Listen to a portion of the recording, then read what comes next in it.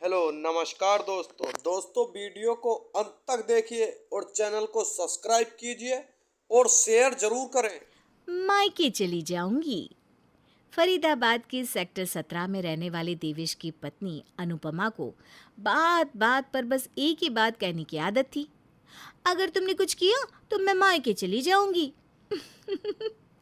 अनुपमा की इस आदत से देवेश और अनुपमा की सास दमयंती दोनों ही बुरी तरह से परेशान थे।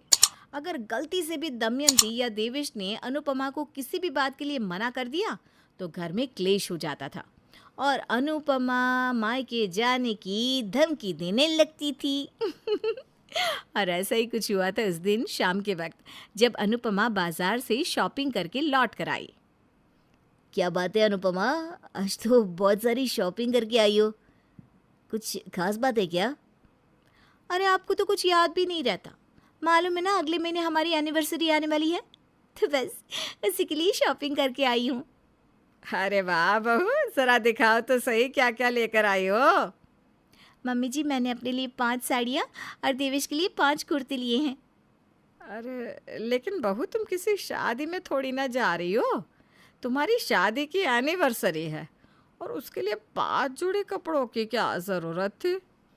वो मम्मी, क्या है ना, पता नहीं था कौन सा पसंद आएगा कौन सा पसंद नहीं आएगा। हाँ, अच्छा, इसका मतलब तुम कुछ कपड़े रख लोगी और बाकी के रिटर्न करके आओगी। अरे मम्मी जी, मैं ऑफलाइन शॉपिंग करके आई हूँ और उसमें रिटर्न का कोई ऑप्शन नहीं होता।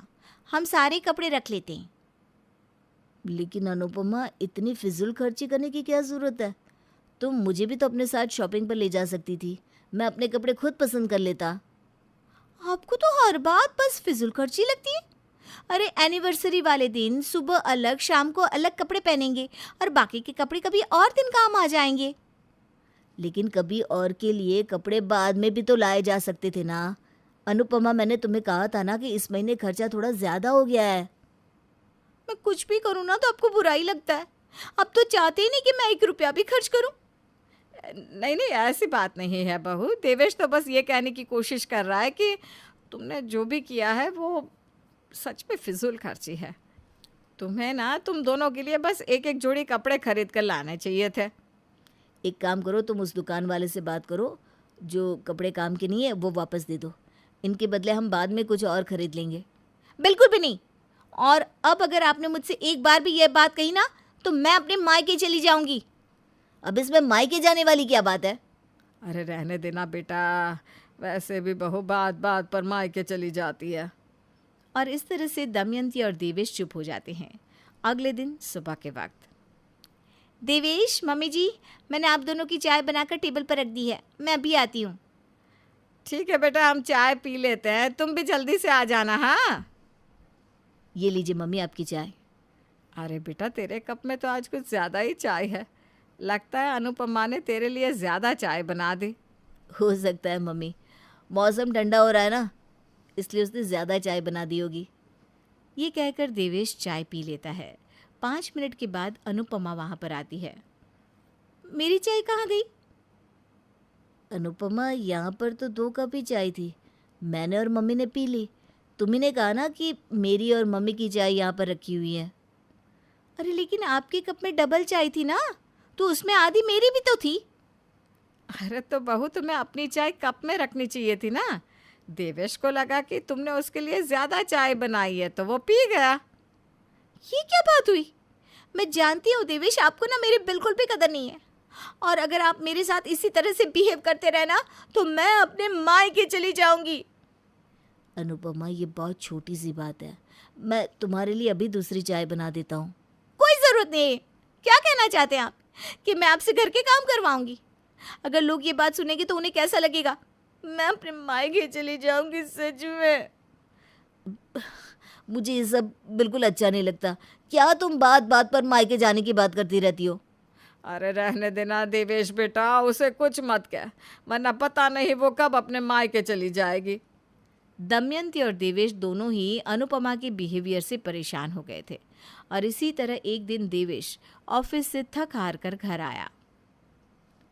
लगता है देवेश, अब बहुत थक गए हैं। मैंने आपके लिए खाना बना दिया है, आप जल्दी से खाना खा लीजिए। अरे हाँ यार, खाने से याद आया, मेरे ऑफिस में ना सब लोगों ने एक पार्टी रखी है। वाह, पार्टी! मैं तो कब से पार्टी का वेट कर रही थी।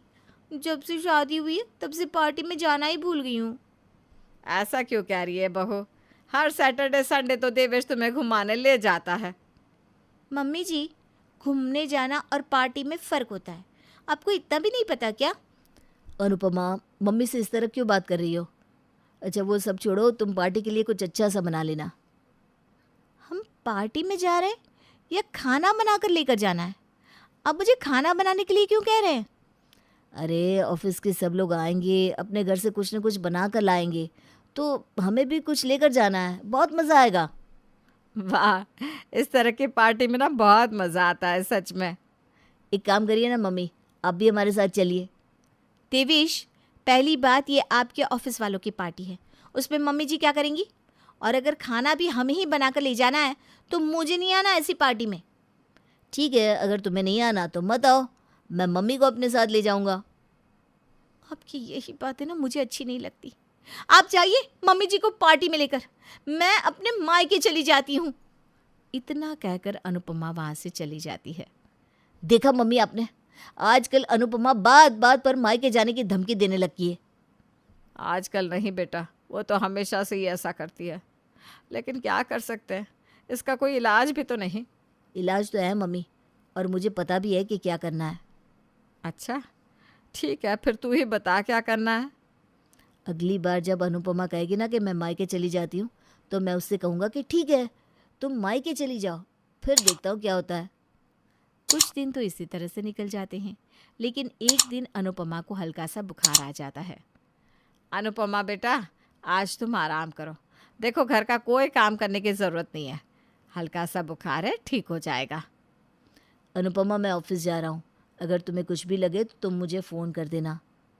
मुझे बुखार है और आपको ऑफिस जाना है, ये नहीं कि मुझे हॉस्पिटल लेकर जाए। अरे बेटा, बहुत मामूली सा बुखार है, मैं तुम्हें काढ़ा बना कर देती हूँ और दवाई भी खा लेना, थोड़ी देर में तुम बिल्कुल ठीक हो जाओगी।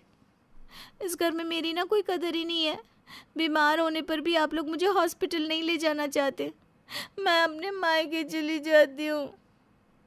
हाँ वैसे ये तरीका अच्छा है अनुपमा, तुम्हें ना अपने मम्मी पापा के घर चले जाना चाहिए, वो लोग तुम्हारा अच्छे से ख्याल भी रख लेंगे और तुम्हें हॉस्पिटल भी ले जाएंगे। क्या?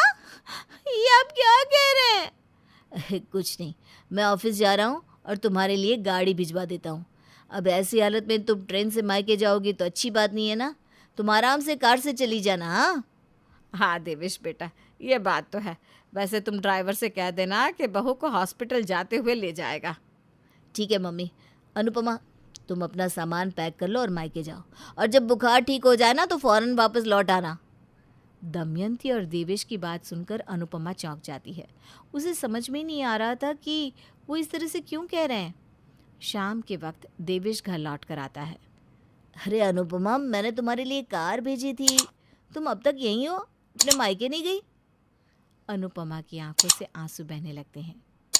क्या हुआ बेटा, अब इसमें रोने की क्या बात है, तुम मायके जाना चाहती हो तो चली जाओ ना, देवेश ने इंतज़ाम कर दिया है, आप क्यों परेशान हो।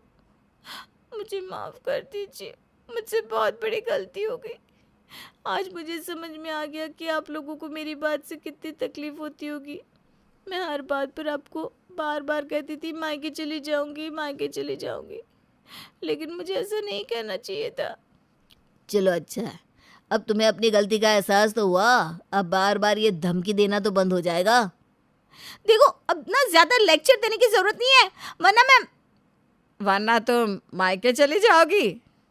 दमयंती की बात सुनकर तीनों हंसने लगते हैं और अनुपमा आगे से कभी ये बात ना कहने का प्रॉमिस करती है।